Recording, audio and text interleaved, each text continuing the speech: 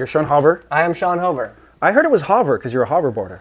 Hover. No one's ever called me Shaun Hover. I would go with that though, because I get Hoover, I get Hover, but I've never gotten Hover. I think Hover's better. What I wanted to ask you about is why are you doing all my tricks? Dude, maybe because I've been inspired by you. Do you think so? But I don't think I do your tricks. I do weird stuff, but the stuff you do is much weirder. See, I would disagree. I think we've come to the same conclusion on a lot of stuff independently. Like when you had the one with the board and you got two boards in your hand and you do a kickflip and flip both the boards, like I did that as well. When did you do it? Well, it doesn't matter because I didn't post it. Yeah. See, you know what? Oh, remember that one trick you did? It was like the upside down tray flip inside out. I actually did that trick like a couple months right before you did it, but I didn't post it or anything because I thought it was super whack. Do you think that matters at all? If it's like, oh, I got it out there first, but I did it first. Like, who really wins? Is it who puts it out there first or who did it first? Well, I know that's the thing. If you know that the other person did it first, and then you put yours out first, then that's whack. What kind of jerk would do that? Did you do that? Oh, hell yeah. What did you do that with? The firecracker down the 19 stair in Melbourne in the Transworld part. A buddy of mine, Callum, had done it before. And he showed me the spot actually. He was like, here's this 19. So are you saying he already filmed it, yeah, and then he was getting ready to launch it out into the world, yeah, and then you went and firecrackered it and released it before him? After he showed me the spot, he's like, here's this firecracker I did, like down this 19. I'm like, where is it? And then I went and did it. You are a son of a gun.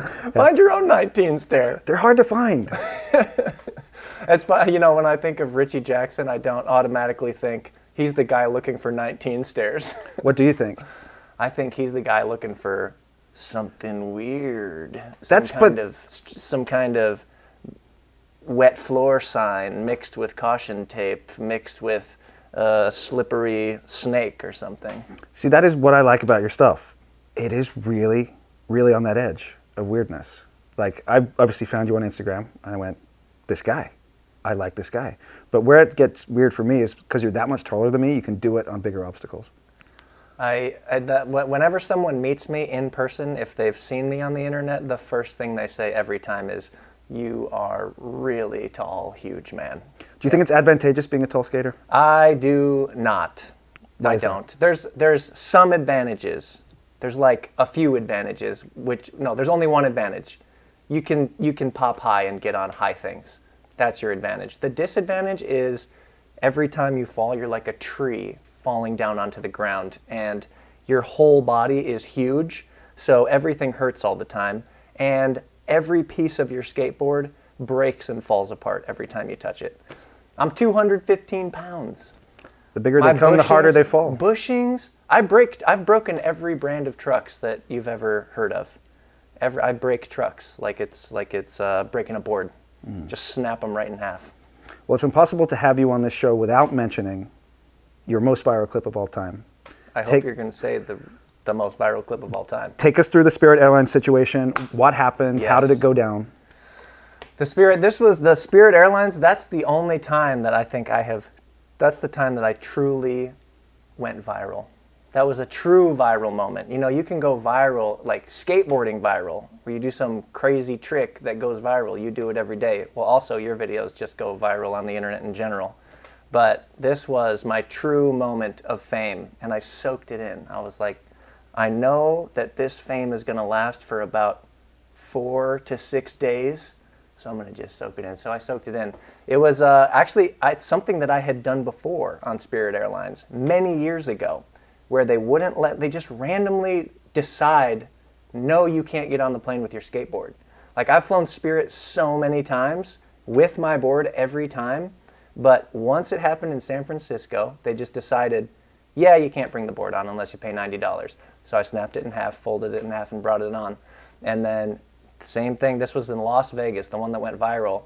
And since I had done it before, I was like, I didn't think much of it. I was like, well, I've been down this road before. I'm like, I guess I'm just going to film it. I'll probably put it on my story or something. It'll be funny. So I filmed myself doing it. I'm like, all right, it's going to be $90. Okay, here, I've got a solution. And then I stomp my board, fold it in half, toss it in a little bin, and I'm like, there, how's that? because they were saying the board doesn't fit in like the dimensions of the, and you know it doesn't. It's longer, so that was just a practical solution to save $90. And you know what it was? You know what made it go viral? It's because the lady, after I did it, she goes, "That was unnecessary, sir." And that was it. What is it? $90? $89. $89 to try to Because it doesn't fit in here. Okay. Here we go. This should do the trick.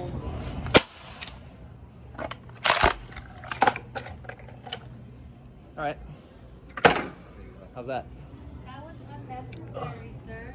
Yeah, because the thing was, it was necessary. It was necessary. Yeah, literally to get the board into the thing, it was necessary. Yes. You either have to do that. The options are very limited. You either have to break it and fold it in half, or you have to take it apart and ditch the deck, which I didn't have time for that, nor did I have a skate tool. All I had was my skateboard. I didn't have anything else. I didn't have a backpack or any of that. I just had my skateboard.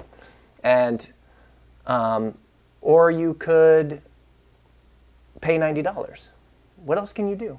Do you think that there's still a societal prejudice at all against skateboarders? Like, if you have it, you're a little dirty and a little like, oh, that guy's not right. Like, do you think that played into it at all? That like, oh, he's a skater, it doesn't matter. No, airlines just treat everyone like trash now. It doesn't matter. I think maybe once you're a grown man, they just think it's kind of cute that you're still skating.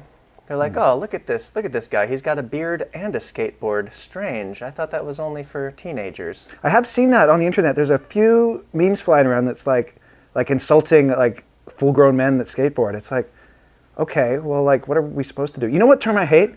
Adulting. When people say, I'm adulting today, that means you're participating in capitalism and wasting a bunch of money. Is that what adulting means? Yes, Okay, absolutely. They well go, then- I'm adulting. It's like, no, you're playing along. In that case, don't sign me up for adulting. And don't ever grow up. Never. Do you think skaters have Peter Pan syndrome? I mean, that's kind of the whole point. Right.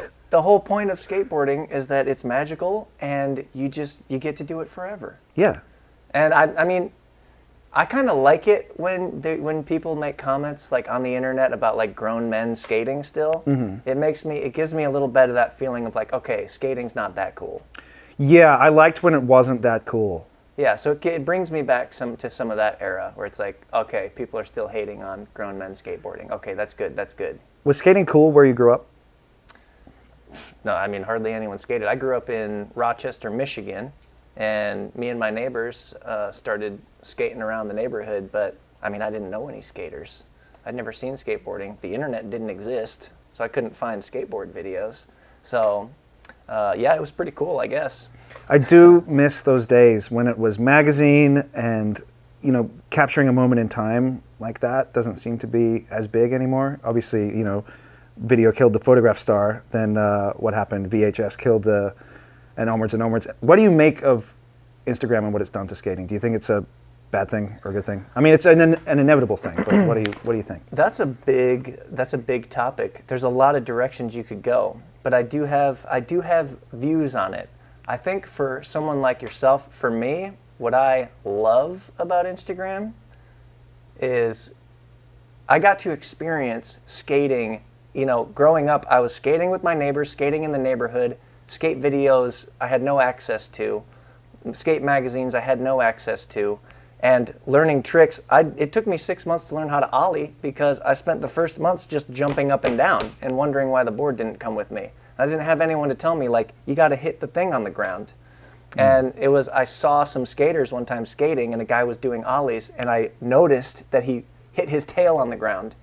And so it's like I got to experience this like purity of like starting skating without any knowledge of what's out there.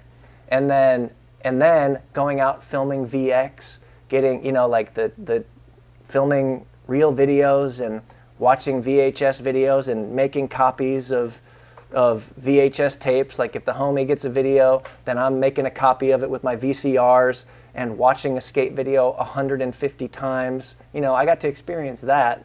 And then also, I get to experience Instagram coming into existence and the ability to share a video and have people see it all over the place, which for me worked out pretty good because I wasn't in like with the industry anywhere. I wasn't connected particularly with skate companies who were going to be putting me in their video or anything. So it was pretty cool to be able to just film stuff myself and just put it out there and then get recognition from skaters all over the world. And it's like, oh, sweet, this is cool. I can do tricks and be seen, and I don't have to, I don't have to get lucky by having this connection with some big skate company or something. Well, I mean, it's odd because like there's things I really don't like about it, but I'm screwed without it at the same time. Like it would be like biting the hand that feeds for me to be like, I hate Instagram. Like obviously it's just integral to the way that the machine works now.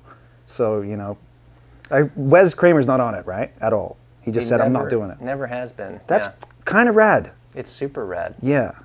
You can't love Instagram. You have to hate it because there's a lot to hate about it. So much to hate on there, man. But if there wasn't something so great about it, then it wouldn't be the thing that completely exploded and changed skateboarding forever. I guess the strange thing for me is that it really is no longer in the hands of skate media companies. The biggest skateboard media company is Facebook. Right. Mark Zuckerberg owns skateboarding technically. That's a little weird. He's got the monopoly on all of the skateboard content. I would like to see Mark Zuckerberg. You'd like to see Mark Zuckerberg? I'd like to see Mark Zuckerberg. I'd like to see him suck a bird. I'd like to see him suck a bird and do a 900.